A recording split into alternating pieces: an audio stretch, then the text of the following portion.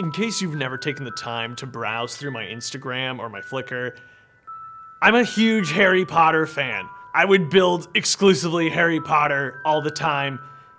I don't know why I don't. I grew up on Harry Potter. Got to see the last 4 movies in theaters. I remember waiting eagerly for Deathly Hallows, the book.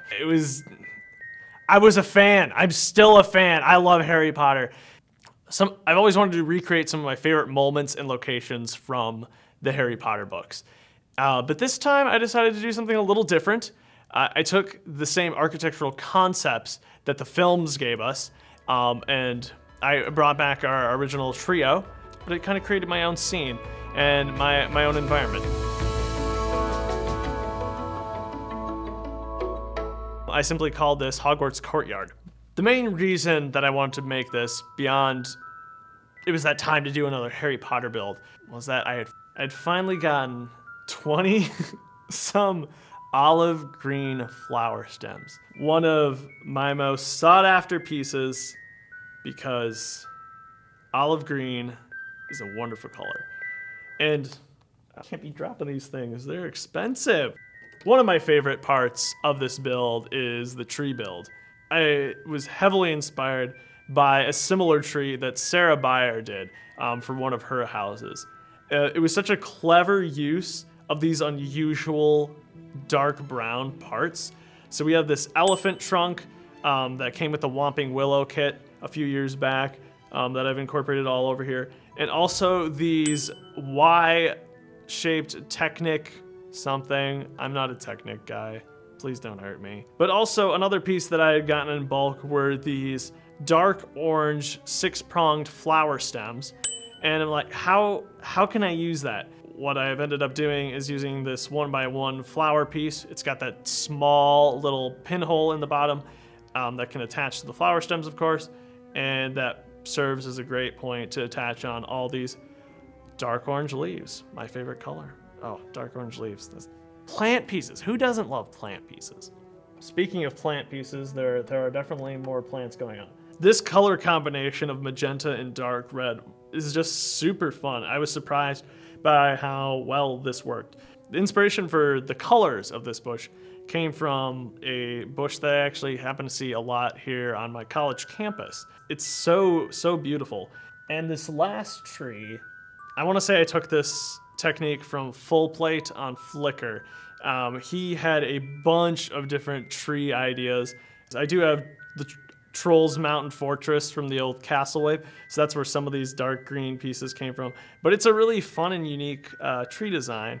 The owl is actually kind of attached. He's not going to fall out. He's at a little wonky angle, but he looks comfortable and happy nonetheless.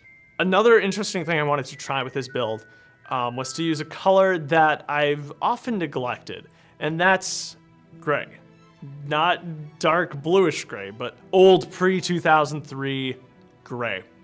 And so a fun place to do that, where it makes sense, is in the path. And so in the path, mixed in with the familiar light gray, dark gray that we know and love today, are actually 1x2 of the old gray.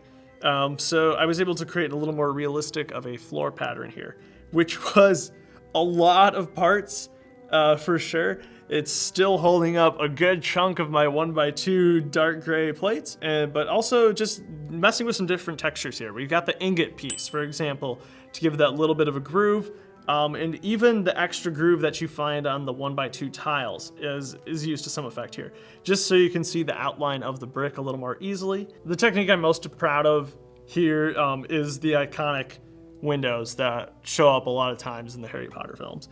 So this is actually something that I modified from a build I did probably back in 2017. Dobby's release, I did a scene of Dobby and Lucius and Harry outside a window much like these. Capturing those round overlapping shapes, the only way that can be done is with these big teeth elements, which are really fun to play with.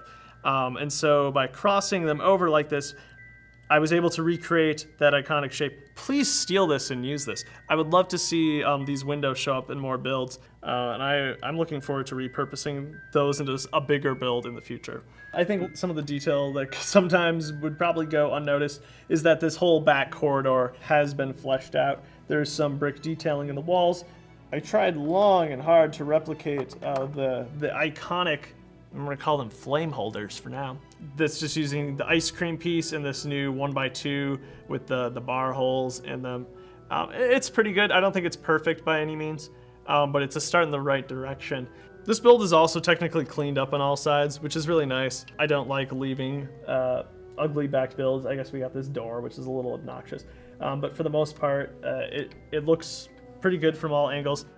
For the roofs, this was kind of sheer luck that these worked out so perfectly, and sometimes that's the best part of building, when something does work out perfectly. So these are more or less just laid in here on top of these slopes, and the corners are done with these 3x3 wedge plates. It works just right. It is butting right up against this 1x8 here, and same thing on the other side. It's just a loosely set in there extended amount of plates. That's all it is. And so sometimes like that's the greatest joy of mock building. Is like it's a lot of trial and error, and every once in a while something weird works. And this is one of those times.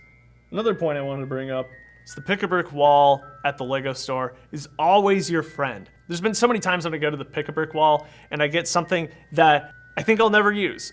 Like the time I got probably 500 of these 1x2 dark tan jumpers, and I was able to use quite a good number of them, just lining them up again and again to create this extra little bit of detail around the side. So if there's something in a good color, small piece, usable, I always pick that up. The one thing that I do kind of regret buying, I bought, like, I want to say it was a large cup full of transparent purple cones. And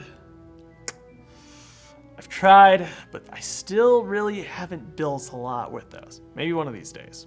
Well, I'm sure there's another Harry Potter build coming your way in the somewhat near future. Thank you for watching. Hope you learned something.